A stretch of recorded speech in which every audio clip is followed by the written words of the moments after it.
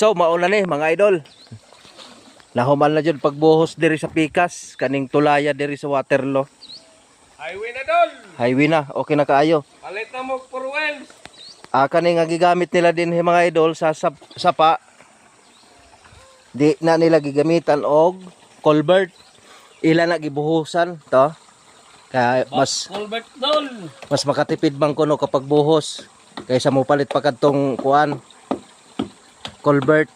Bali mahibutang diha nga culvert mga 8 kuan no. Unom.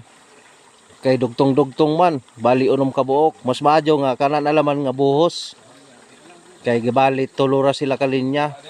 Dito usa, diri usa, diri usa, tas ilang ra pod paanaan. Tapos dito paingon. Parang gikan diri nga tubig. Masala padung na ngadto. Nauna ni. Magtanggal na pod sila og porma. Pila kasi mana bago maagian ni? Duha? Nga duha dol. Maagian na, tas diri na pod mo sa pikas no. Oh, nare lang pika sunod si mana. Congratulations ninyo ha. Mga trabahante dire. Ako nanoroy kog taho, taho na ho. Kinsang ganahan magpakyaw diha taho diha. Comment lang. Balhin na pud sila diri sa pikas mga idol. Nandiaran ila pang bungkagon diri. Ila pud na tanggalon nga culvert diha nga duha ka buok. Aw upat di ay. Dugdugtong oh. Diba? Goods na kaadyo. Pag mo baha siya mo uwan kusog, awa na. Di na siya makaapaw diri sa kalsada. Kay dako naman siya.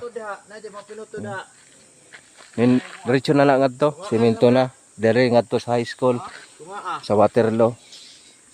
Semento na lang siya. Dara. Di ba? Goods kayo. Oh. Ito ilaw.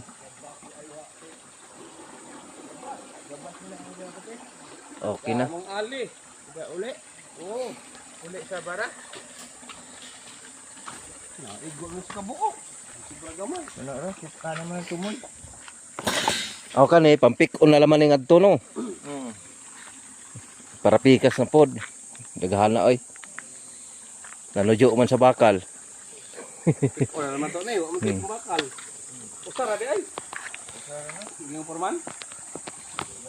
Okay, mo ra to ang atong update karon diri